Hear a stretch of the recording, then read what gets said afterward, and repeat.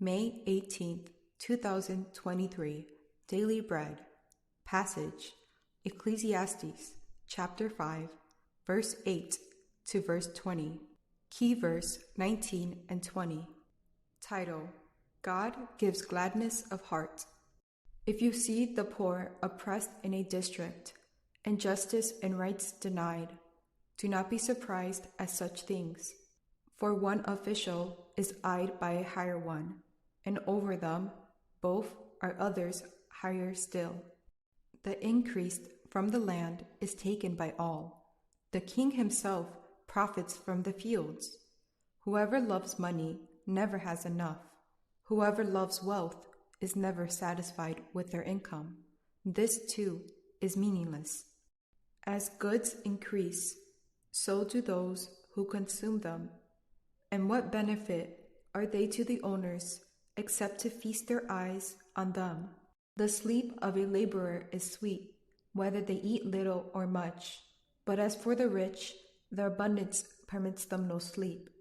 I have seen a grievous evil under the sun, wealth hoarded to the harm of its owners, or wealth lost through some misfortune, so that when they have children, there is nothing left for them to inherit. Everyone comes naked from their mother's womb, and as everyone comes, so they depart. They take nothing from their toil that they can carry in their hands. This too is a grievous evil. As everyone comes, so they depart. And what do they gain, since they toil for the wind? All their days they eat in darkness, with great frustration, affliction, and anger. This is what I have observed to be good, that it is appropriate for a person to eat, to drink, and to find satisfaction in their toilsome labor under the sun during the few days of life God has given them, for this is their lot.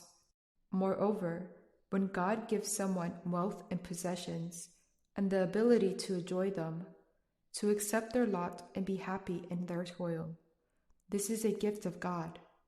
They seldom reflect on the days of their life, because God keeps them occupied with gladness of heart.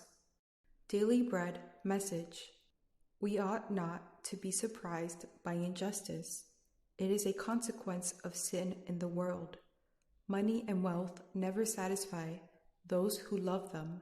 Rather, an abundance of wealth and material things makes those who have them even more worried because they are afraid to lose it all. Wealth can end up harming its owners or entirely lost. Whether rich or poor, everyone is born in the same way, and wealth cannot prevent death. The teacher states that this is all a grievous evil. Ecclesiastes can feel like a cynical, even nihilistic reflection about human life. The author repeatedly says that different activities under the sun are all vain, limited, and meaningless. Though Ecclesiastes presents a realistic view of life in a sinful and cursed world, we can find satisfaction when we live under God's blessing. Though life is brief and full of toilsome labor, the teacher realizes that satisfaction is possible. God's gift to us is not merely wealth and possessions, but the ability to accept our lot in life and to be happy. Instead of only focusing on life's limitations, God occupies our hearts with gladness or joy. Through Jesus Christ, we can have true joy and peace from the forgiveness of sins and hope of eternal life in God's kingdom. Prayer.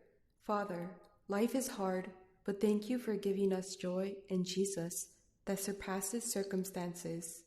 One word, gladness is God's gift.